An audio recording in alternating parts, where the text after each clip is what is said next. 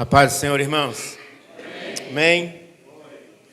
Louvado seja Deus que nos concedeu esse privilégio nessa noite. Sermos renovados pelo seu Espírito Santo. Sermos testemunha do seu mover no meio do seu povo. Queridos, isso é uma experiência única na vida de um cristão. Uma experiência única. E todo aquele que se privou de estar aqui nessa noite, perdeu uma oportunidade. Que o Senhor tenha misericórdia de nós. E que Ele conceda mais e mais dessas oportunidades de renovar o seu povo. Eu quero, para deixar os irmãos mais confortáveis, vamos ler o texto da Palavra de Deus. E os irmãos vão poder se acomodar nos seus lugares. Vamos em Filipenses capítulo 2. Quero ler Filipenses capítulo 2, a partir do verso 12. Diz assim: Assim, pois, amados meus, como sempre obedecestes, não só na minha presença, porém muito mais agora, na minha ausência, desenvolvei a vossa salvação com temor e tremor, porque Deus é quem efetua em vós tanto querer como realizar, segundo a sua boa vontade. Fazei tudo sem murmurações, sem contenda, para que vos torneis irrepreensíveis e sinceros, filhos de Deus, inculpáveis no meio de uma geração pervertida e corrupta, na qual resplandeceis como luzeiros no mundo, preservando a palavra da vida, para que no dia de Cristo eu me glorie de que não corri em vão, nem me esforcei inutilmente. Amém? Poder sentar em nome de Jesus. Fique à vontade, mas não se disperse, por favor, em nome de Jesus. Querido, eu peço a você que não se incomode se eu porventura aqui me emocionar.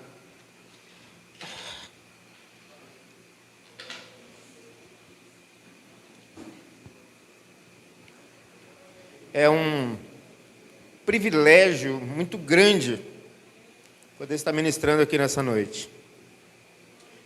Há uns 15 anos, 16 anos mais ou menos, eu cheguei neste lugar. Quando eu cheguei aqui, o João já estava, né? Não sei se vocês conhecem essa música. São 16 de varões, né? Mas o João disse que a 16 ele já estava aqui. Então ninguém sabe exatamente o tempo que João existe na face da terra. Isso é uma incógnita para nós. Ninguém sabe, não há indício, relato, nada assim para a gente precisar, né, a data, né? Enquanto isso, ele vai fazendo parte das nossas vidas, aí, da nossa história. Há relatos de que quando o pastor Gildo chegou aqui para lançar a pedra fundamental, o João já tinha invadido o quintal e limpado tudo aqui, né? Preparando o terreno, né, João? Maravilha, isso aqui é desbravador, né, na obra do Senhor. E eu cheguei aqui e fui acolhido pela Igreja Missionária Volta de Cristo. Então, desses 16 anos aí, eu faço parte... O 16 ou é 15, pastor?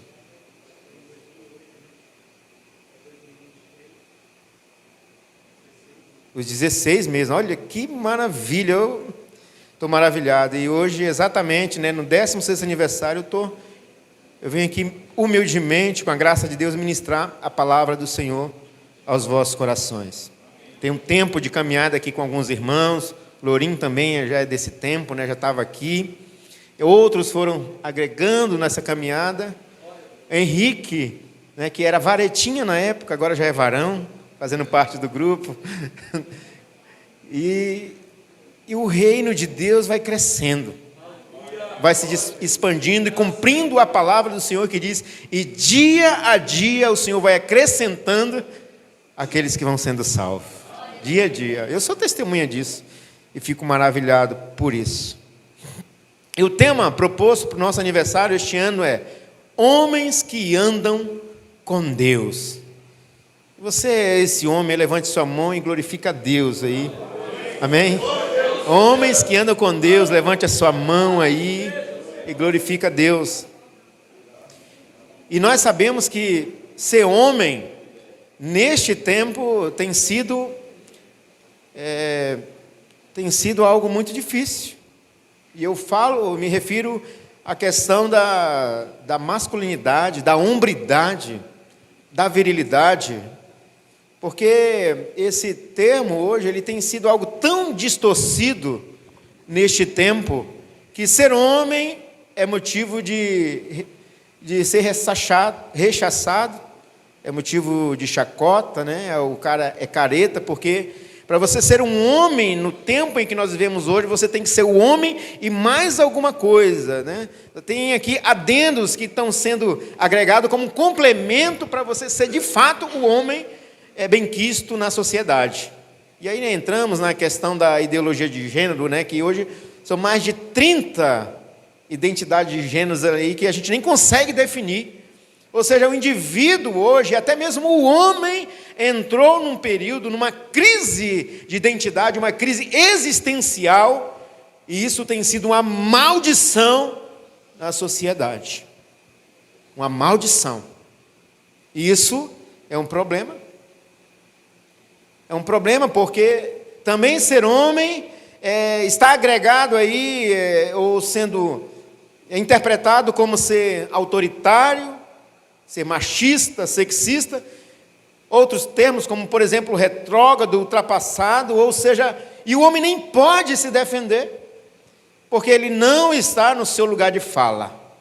O negócio de ser homem ficou no passado. Meu Deus, a que ponto chegamos, né? E principalmente os homens que andam com Deus. Principalmente. Porque os homens que andam com Deus, os homens que retêm a palavra da verdade, a palavra de Deus, aqueles que são reconhecidos e mesmo que rejeitados, são arautos de Deus na sociedade para falar a vontade de Deus, para denunciar o pecado, para revelar as obras dos homens nas trevas. Eles, de alguma forma, vão ser perseguidos, vão ser retalhados. Graças a Deus, ele ainda tem levantado homens e mulheres ainda que defendem com avidez, com astúcia, a palavra de Deus e o seu caráter. E que Deus os guarde, Deus os proteja, como hoje mesmo mencionou o pastor Fernando a respeito do rapazinho ali, né, o Nicolas Ferreira, no meio da política. Que Deus o guarde, que guarde a sua mente, que ele não se corrompa, como tantos outros que enviesaram para o meio político e aí tiveram a mentalidade distorcida. Infelizmente, essa é uma probabilidade que todos estão sujeitos, todos os homens, e isso eu falo de maneira genérica. Infelizmente. E os homens que andam com Deus, queridos, são homens que deveriam preservar valores cristãos, preservar princípios bíblicos, mandamentos do Senhor. E para a sociedade atual, preservar essas questões é parar no tempo, é não submeter às atualizações da modernidade, ou como o pastor mesmo já mencionou aqui, né, da altermodernidade. E quando se expõe o termo altermodernidade, isso subentende-se que a sociedade, de um modo geral, ela parece que está evoluindo, né? Aparentemente, evoluindo. Vivemos, por exemplo, o período da modernidade, né? Alguns anos atrás. Período esse onde foi a transformação política, econômica, né? Depois tudo envolve ali questão de revolução industrial, o que traz benefício para a sociedade. Traz conforto, né? O capitalismo se expande, as pessoas têm mais possibilidade de sobreviver, né? E subsistir na sociedade, ganhar o seu pão de cada dia. Isso de fato é uma revolução e evolução. Depois veio a pré-modernidade e com essa aparente evolução, com essa aparente autossuficiência que a sociedade expôs, ou que ela acha que conquistou, ela começou a enviesar, né, a distorcer essas coisas aí, começou a ir para outro caminho. Aí, junto com a pós-modernidade, veio a inversão de valores, a quebra de regras, né? Veio por exemplo, a utopia do homem de viver um mundo imaginário, veio juntamente com isso também a liberdade de expressão, e aí todo indivíduo, né, tinha direito e autonomia de colocar para fora tudo aquilo que pensa. Mas isso eu estou falando do homem caído. Agora imagina o homem caído falando tudo aquilo que ele pensa, impondo a sua opinião. Imagina isso. Meu Deus. Meu Deus. E agora temos a altermodernidade, a qual tem uma visão da história como essa constituída por múltiplas temporalidades simultâneas em que a vida e a arte surgem como experiências. Ou seja, todos os pilares que constituem as sociedades são elaborados a partir de experiências. E nós, convenhamos, experiências humanas em seu estado caídos sempre vão afrontar a Deus. Sempre. O homem, nessa busca desenfreada de experimentar, de se sobressair, de prevalecer, né, de se tornar autossustentável o suficiente, é uma tentativa muito gritante de afrontar a Deus, aquele que o criou. E aí, a partir dessas experiências, ele foi estabelecendo pilares que depois foram implementados como padrão para a sociedade. Aí nós temos, e voltamos novamente na questão da ideologia de gênero. Vamos falar também a respeito de, por exemplo, descriminalização de algumas coisas, como, por exemplo, a pedofilia. Esse é o homem, o seu estado caído, estabelecendo os pilares da sociedade. Agora, preste bem atenção, igreja. A igreja não está condicionada à transformação da sociedade.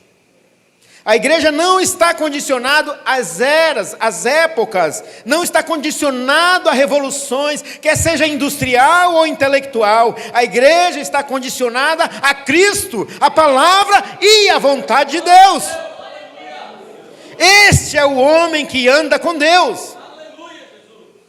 Pode o tempo passar, pode vir novas tecnologias, novos conceitos, novas opiniões, mas não é isso que rege a mente do homem que anda com Deus.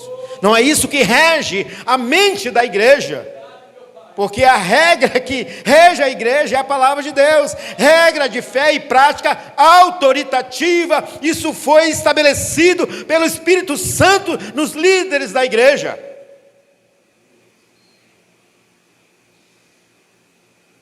Homens piedosos se levantaram para defender a palavra de Deus e toda a sua verdade. Muitos homens hereges, líderes, lobos, se levantaram para distorcer a palavra de Deus, para distorcer o Cristo e a sua personalidade, a sua divindade, mas a igreja se levantou para defender essa verdade.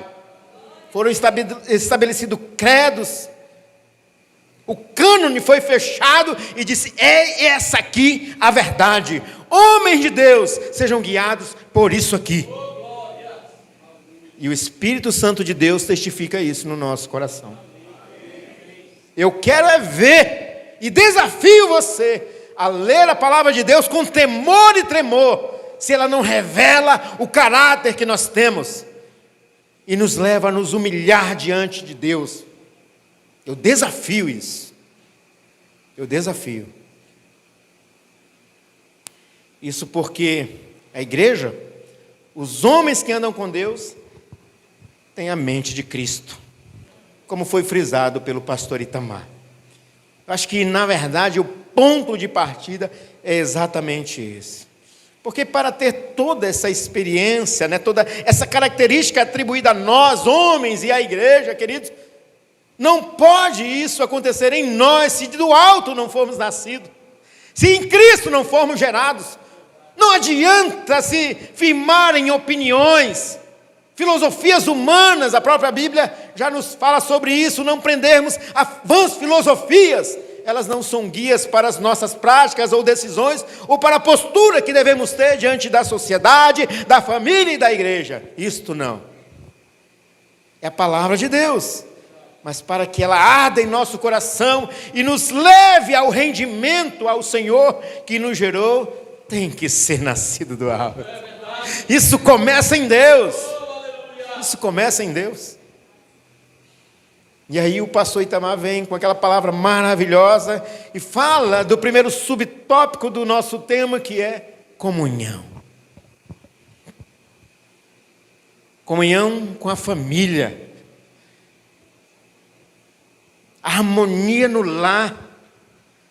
É o homem entendendo o seu papel e o fazendo com excelência. A mulher na mesma condição. E os filhos em obediência ao Pai, sabendo que Ele os conduzirá para o caminho da para a reta justiça de Cristo. E a glória de Deus se manifesta no meio da nossa casa. É a comunhão na família. E quando eu falo família, veja bem, eu me refiro ao padrão instituído por Deus. Não existe outro padrão. Não existe outra definição para essa instituição. Família é homem, mulher e sua prole. Isso é família. E quando assim entendemos a comunhão. E a comunhão com os irmãos.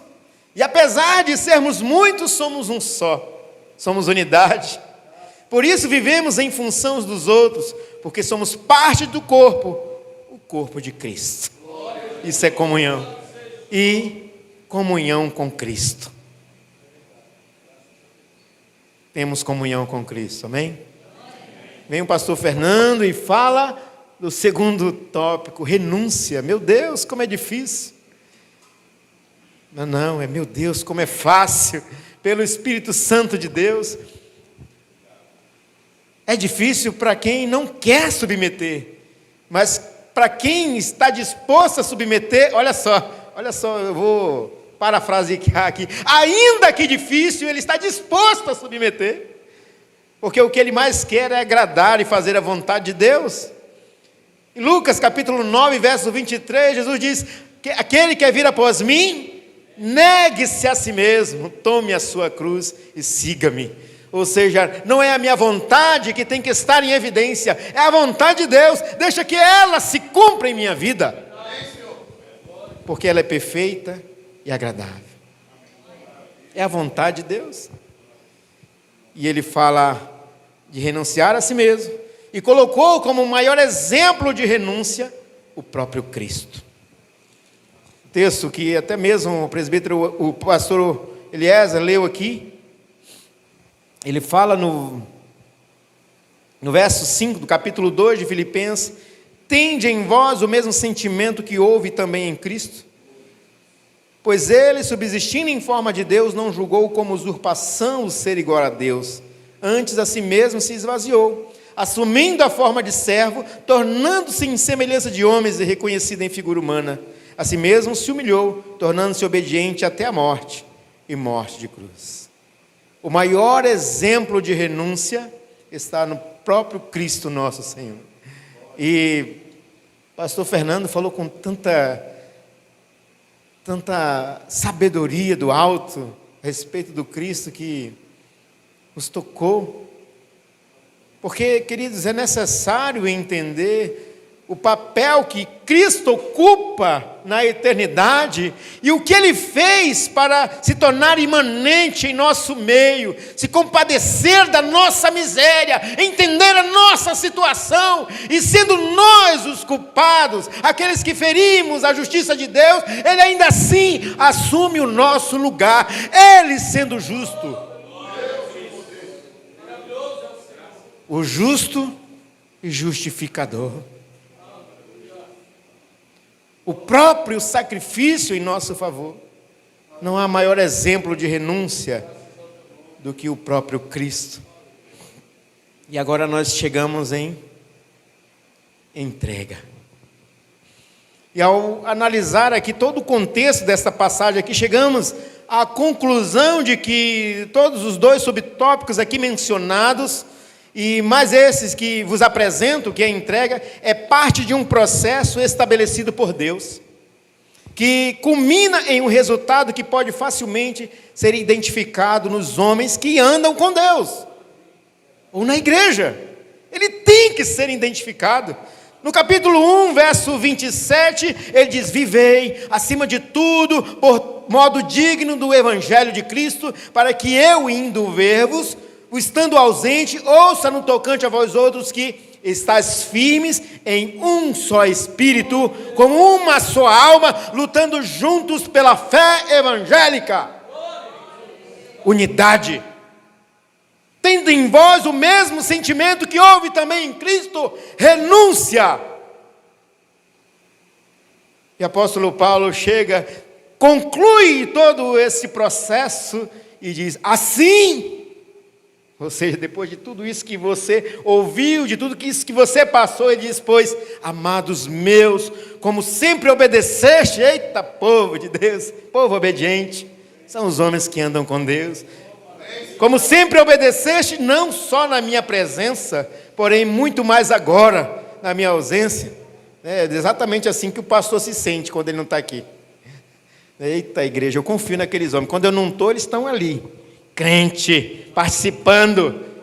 Quando eu estou é de um jeito, quando eu não estou é do mesmo jeito. Eita, povo! É o povo que anda com Deus. E aí ele diz aqui: desenvolvei a vossa salvação com temor e tremor.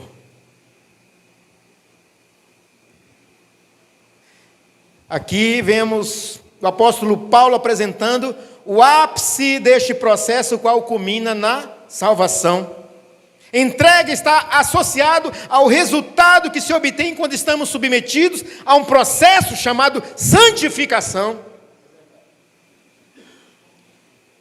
Por isso ele diz: desenvolvei a vossa salvação. Apóstolo Paulo considera aqui, meus queridos, veja bem, que aqueles a quem ele se dirige já foram submetidos ao primeiro processo da soteriologia, que é a justificação. E esta certeza podemos encontrar aqui no capítulo 1, verso 6, quando ele diz o seguinte: ele diz: estou plenamente certo de que aquele que começou a obra em vós, a boa obra em vós, há de quê? Completá-la até o dia de Cristo Jesus. Ou seja, eu estou escrevendo para homens que andam com Deus, para homens que Cristo já justificou. Só que esse povo ainda está envolvido nas situações do mundo, tem um tanto de gente trazendo informações distorcidas, mas eu estou falando como é que foi que aconteceu, trazendo à mente deles o que Cristo fez, e que agora devem colocar em prática, porque isso é santificação. Querido, santificação é o segundo processo da soteriologia, o qual todos nós agora estamos, a igreja do Senhor. É um processo onde uma hora estamos no alto, outra hora estamos embaixo, mas também o que importa é reconhecer onde caímos, reconhecer o pecado, voltar onde caímos, levantarmos a nossa cabeça, olhar para o alto, clamar ao Senhor, o Espírito Santo nos renova, nos regenera, então damos as mãos uns aos outros e caminhamos com Deus. Este é o processo.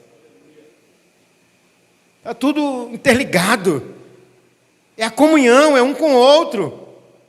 Não existe ninguém sozinho no reino de Deus. Eu lembro de uma vez quando eu estava na congregação no Embratel, e um outro pastor veio me aconselhar, né, como que é lidar com a igreja. Ele falou: meu querido, você é novo, igreja é o seguinte, presta bem atenção, se você correr, ele anda, o povo. Se você andar, ele para. Se você parar, ele senta. Se você sentar, ele deita. Então você tem que sempre estar correndo, que é para o povo vir atrás. Eu respirei fundo assim: meu pastor, me desculpa, mas isso aí é filosofia do mundo. No reino de Deus não anda ninguém correndo, atropelando, deixando os outros para trás, não. No reino de Deus nós andamos juntos. Nós olhamos para quem está enfraquecido, caído, damos o suporte que precisa, a palavra que precisa, e a palavra motivacional é a palavra de Deus, não é a palavra de coach, não. Seguramos em sua mão, ajudamos-o a levantar e diga: vamos juntos agora. Isso é andar com Deus. E o apóstolo Paulo considera que a quem ele se dirige aqui, o povo da igreja de Filipe, já passou por esse processo. É por isso que ele diz: desenvolvei a vossa salvação. Ou seja, o homem, para andar com Deus, querido, ele tem que ser justificado para então, com a mente de Cristo, viver em comunhão e renúncia. Não tem como. Não tem como. Tem que nascer do alto primeiro. Tem que ser justificado. Tem que ser santificado. Jesus orou: Senhor Pai, santifica-os na verdade, a tua palavra é a verdade. Em outra passagem ele diz: viver em santificação, sem a qual ninguém verá o Senhor, ninguém verá Deus. É um processo, uma obra cooperativa, onde Deus me santifica e eu, na minha renúncia, no dia a dia, Paulo diz: de glória em glória, eu vou subjugando a minha carne, o velho homem, para fazer a vontade de Deus, e também me santifico. Esse é o processo. Essa é a entrega. Querido, preste muito bem atenção. O homem natural, ele não sabe o que é comunhão, porque o mundo que ele vive é individualista. O homem natural, ele não sabe o que é renúncia. Ele não sabe, porque tudo que ele é, todas as suas características, virtude, tudo que faz parte da sua personalidade, é isso que ele vai usar para subsistir nesse cenário hostil. É tudo que ele tem. Já viu aquele cara que você diz assim: nossa, como aquele cara dá cada palavra, né, estúpida? Ele diz assim: não, eu sou assim mesmo. Tem que me aceitar como eu sou. Ele não renuncia à sua velha natureza. Ele usa daquilo como arma para se sobressair aos demais. Querido, e na verdade o mundo lá fora, o mundo caído, é dessa forma. É um cenário de briga, de guerra, de subsistência. É a lei do mais forte. Lá fora é assim. Por isso ele não tem essa necessidade, ele não sente a necessidade de renunciar a nada. Tudo para ele é uma arma, é uma ferramenta para se sobressair. Ele não sabe o que é renúncia. O homem natural também, ele não sabe o que é entrega, porque tudo é dele, tudo é para ele, tudo é por meio dele. Ou seja, ele é o centro das coisas. Ele não sabe o que entregar, muito menos a quem entregar. Tudo é dele. Mas os homens que andam com Deus foram alcançados pela graça de Cristo, foram lavados e remidos no sangue do Cordeiro, tem seu nome escrito no livro da vida, são embaixadores de Cristo. E assim como está escrito a partir do verso 12, eles não murmuram, eles não contendem, são santos e irrepreensíveis, são chamados filhos de Deus, são indesculpáveis no meio de uma geração pervertida e corrupta.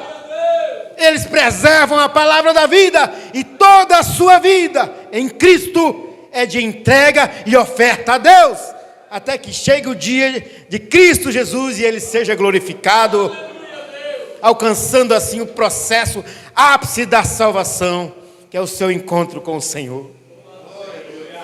É isso, e isso ele faz com temor e tremor. Esses são os homens que andam com Deus. Essa é a igreja que anda com Deus. William Barclay diz que esse temor e tremor, querido, ele não se trata do temor e o tremor do escravo que se arrasta aos pés do seu senhor, e muito menos não é a perspectiva diante de um castigo iminente, ou seja, eu vou me submeter, senão aquele Jesus, aquele Senhor vai me punir. Não é esse sentimento. Primeiro, é um sentimento de reconhecer na própria natureza a sua fraqueza, a sua impotência, a sua condição de criatura, e de enfrentar a vida e as tentações. Então ele se submete e reconhece a único aquele que é por ele, que o guarda, o protege, o provê na sua vida. Esse é o temor. E segundo, o temor e o tremor de afligir e desagradar a Deus. o temor de ferir a sua justiça, de crucificar a Cristo novamente, de expô-lo publicamente à vergonha. Ele diz: eu não vou renunciar à vontade de Deus, eu vou submeter à vontade de Deus. Eu não vou parar por aqui nesta caminhada, eu vou perseverar, porque se eu fizer isso de novo, o sacrifício do meu Senhor vai ser em vão na minha vida. E como diz Hebreus capítulo 6, verso 6, eu vou envergonhar o meu Senhor novamente, publicamente. E isso eu não faço. Isso eu não faço. Esse é o temor e o tremor que eu tenho no meu coração. E no reconhecimento de quem nós somos e de quem Ele é, Ele entrega a sua vida a Ele. Salmo 37, verso 5 diz: entrega teu caminho ao Senhor, confia nele e mais Ele o fará. Temos um exemplo de um homem que andou com Deus, Enoque, e diz a palavra do Senhor que andou Enoque com Deus até que Deus o tomou para si. Ao olharmos essa passagem, deveria ser a nossa ansiedade, a nossa perspectiva, a nossa esperança em olhar para um personagem como esse, que não tem história na terra, porque está na glória com o Senhor, e dizemos: Senhor, eu quero andar contigo, eu quero andar com o Senhor, até que um dia eu esteja mais perto de Ti, e o Senhor me tome para si, que eu possa ficar para sempre na Tua morada eterna. Esse deveria ser o desejo do nosso coração. Andar com Deus, andar uns com os outros. Essa deveria ser a maior necessidade da igreja. E renunciar a tudo aquilo que o mundo propõe, dizer: não, isso eu não quero, e nem me sacia, porque nós não somos desse mundo. Não somos. Somos peregrinos nesta terra. A minha terra é na eternidade. Lá é minha morada. E enquanto esse dia não chega, eu vou andar com aquele que me sustenta, com aquele que sacia a minha fome e a minha sede, que é o meu Senhor. Louvado seja o nome do Senhor. Amém. Aplauda ao Senhor. Aleluia. Aleluia, Jesus.